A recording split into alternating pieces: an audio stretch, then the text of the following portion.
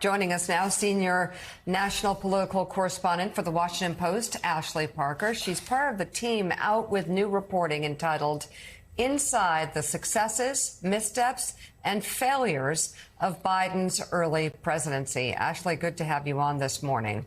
So I guess take us through. There's a lot of legislative wins. And yet still, and I'm not sure who the other options are to run against Donald Trump if he were to run. And yet still, it's a big conversation whether or not Joe Biden should run again. That's exactly right. And in this story I did with two colleagues over a number of weeks, we talked to more than 80 people, cabinet officials, senior White House officials, former senior White House officials, aides, Democratic operatives, to really do an analysis of the Biden presidency so far, to understand how we got to this place. And you're absolutely right. There are, when you lay them out, as we did, there's a ton of legislative wins. And not just legislative wins, but legislative wins that have been on Democratic wish lists, in some cases for decades. Climate change, prescription drug, bipartisan gun legislation, semiconductor bill, helping veterans with burn pits, the COVID relief bill. What he did legislatively with sort of tissue-thin margins in Congress is very impressive. The Biden people were quick to compare him to LBJ and FDR, but when you look at it, they did a lot. But what we also found were a number of missteps, some of them bad luck, some of them the result of poor decision making that really start when you look at his presidency. You look at last August with the twin crises of the Afghanistan withdrawal and how that played out, and the emergence of the Delta variant, which is, of course, just the first of, now we know, a number of new contagious COVID variants to hit this nation. And that's where he takes the first hit. And again, some of these things are out of his control. But one challenge we found sort of throughout, a through line, is that the president and his aides really mismanaged expectations, and some of this stuff came down simply to messaging, seemingly not to understand what Americans, for instance, were going through on inflation, their decision to repeatedly call it transitory when nothing feels transitory about going to the grocery store and milk and eggs cost a lot more money, and sort of that's where we left things. But as John said, it looks like, as of now at least, the president is making plans to run. And if former President Donald Trump does declare, as many people expect that he will, that is just going to push President Biden to run again. Yeah.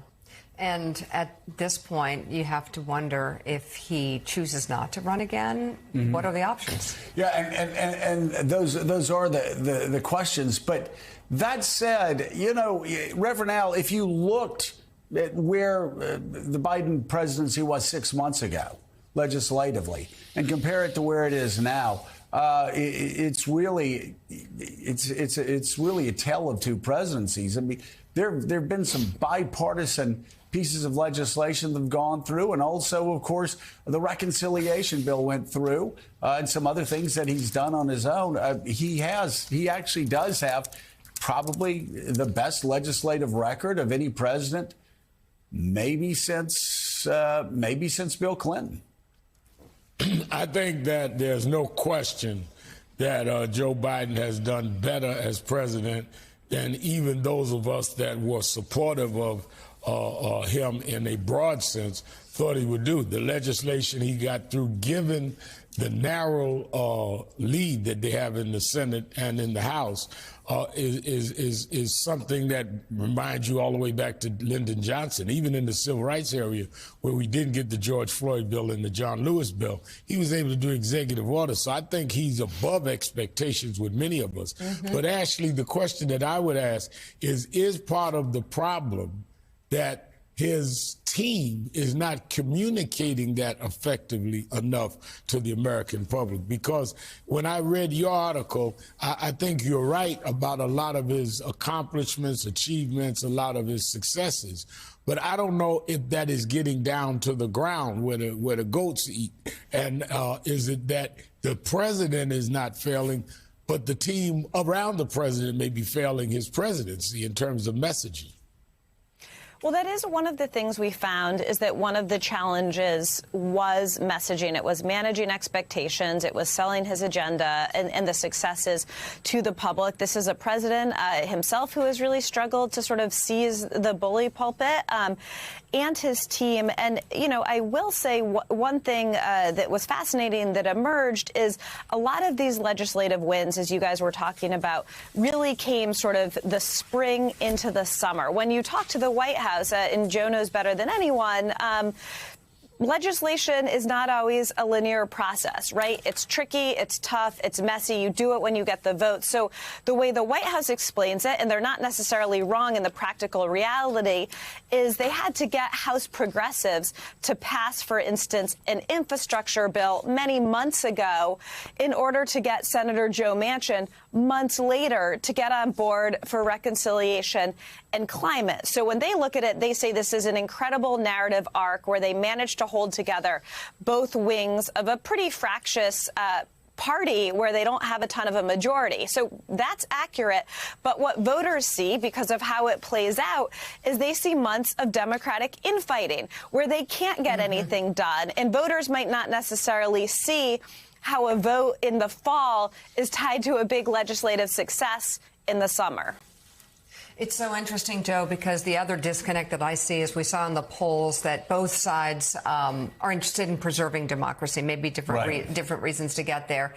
And another thing the president has been very successful on is Ukraine. And there's no line being drawn at the importance of what is happening in Ukraine and, you know, the slow walk toward a democracy that a lot of countries are going through and the preservation of our own. It just doesn't resonate, or it's a question that's not even being asked in these polls. I mean, right now, people are concerned primarily about the economy. They're concerned about inflation. They're concerned about crime, even though crime rates very low on the NBC poll. You talked in the focus group, at least in places like Pennsylvania and Wisconsin, crime is actually top of mind for a lot of voters, including, as Reverend Al says, black voters. Yeah. And yet we get all of these patronizing lectures. I've just got to go back to you, Rev, really quickly. We get all these patronizing lectures from progressives saying, why are you talking about crime? And why are you talking about the economy? The economy is better than ever before with a low jobless rate. And crime, again, they do the old Marion Barry story. You know, if you take out violent crime like rapes and murders, just take that out of the equation, all other crimes are down. Well, for the people Elise talked to in Philadelphia and for the people you talk to in churches, people aren't taking that out of their lives. They care about crime. They care about inflation. And they care about that a lot more, whether we like it or not, than Ukraine, January 6th, and threats to democracy. I remember in the 1980s when crack became a real epidemic, and some of us went out and started exposing where the crack houses was. I actually was painting red X's there. And a lot of the, quote, progressives of that time saying, don't deal with that. You shouldn't be talking about crime. Joe, it is a soft racism to act like blacks should sit there and accept being victims of crime. It is soft racism. It is insulting to say to us, it's normal for you to have that in your community. It is not normal. We should have the same level of protection and be taken seriously as crime victims as anybody else in this country. And at the same time, we can deal with police reform and voting. But don't act like it's normal for me to live with people shoving people in front of subways in my neighborhood. There you go. See.